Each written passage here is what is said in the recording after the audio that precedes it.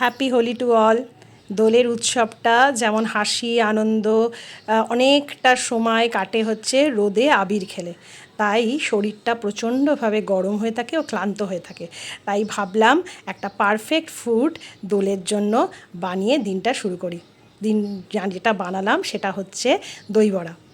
দই বড়াটা আগের দিন আমি যথারীতি বিউলির ডালটা ভিজিয়ে রেখেছিলাম রাত্রেবেলা, তো দেখলাম সকালবেলা ফুলে ফেঁপে উঠেছে।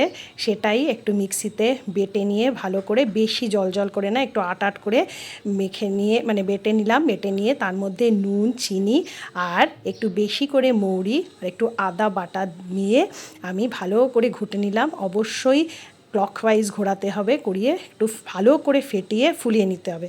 প্রথমেই বলি, এই রেসিপিটা কিন্তু আমার মার থেকে শেখা। যখনই দোল হতো বা এমনি সময়ও এই দই বড়াটা মার একটা বানাতে হবেই মার, যেটা এমন ইডলি ধোসা আর দই বড়াটাও মার পারফেক্ট হতো, পুরো দোকানের মতো। দোকানে আমরা মোটামুটি খেতামই না দই বড়া মারটা খাওয়ার পরে। তো ভালো করে ফেটিয়ে নিলাম সব কিছু মিশ্রণ দিয়ে।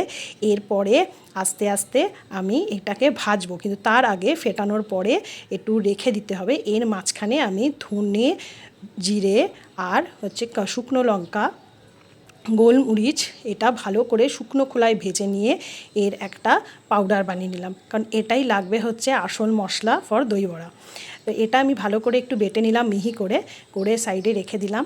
এরপরে কড়াইয়ে তেল গরম করে একটা জিনিস একটু দেখে নিতে হবে, যেটা আমি ফেটিয়েছি ওটা না জলে ছোট্ট একটা ড্রপ তোমরা জলে ডুবিয়ে নেবে, যাতে যখনই দেখবে যে গোলাটা জলের ওপর ভেসে উঠছে, বুঝতে পারবে তোমাদের এই ফেটানোটা পারফেক্ট হয়েছে। এবার তেল গরম করে তার মধ্যে আস্তে আস্তে বড়ার আকারে এই আমাদের মিশ্রণটা বড়ার আকারে ছাড়তে হবে। বেশি কিন্তু কড়া করে ভাজা যাবে না, এবং সেটা আবার কম ভাজা হলেও হবে না। মিডিয়াম একটা ভাজা ভেজে সেটা যেটার মধ্যে রাখতে হবে, সেটার জন্য মিশ্রণটা আমি আগেই বানিয়ে রেখে দিয়েছিলাম। সেটা হচ্ছে একটু জলের মধ্যে দই, যেটার ভাজা মশলাটা আমি বানিয়েছিলাম সেটা, সঙ্গে একটু তেঁতুলের গোলা জল, নুন, চিনি, এটা দিয়ে একটা মিশ্রণ বানিয়ে নিয়ে তার মধ্যে আমি এই বড়াগুলো চুবিয়ে রাখবো। কি হবে, কড়া করে ভাজা যে তেলের মধ্যে ভেজেছি সেটা ওই জলের মধ্যে চুবিয়ে রাখলে একটু নরম হয়ে থাকবে, তাতে দেখবে খেতেও ভাল লাগছে। এবার আস্তে আস্তে দই বড়ার বড়াগুলো জল থেকে একটু চিপে নিয়ে তুলে প্লেটের মধ্যে সাজিয়ে দেব।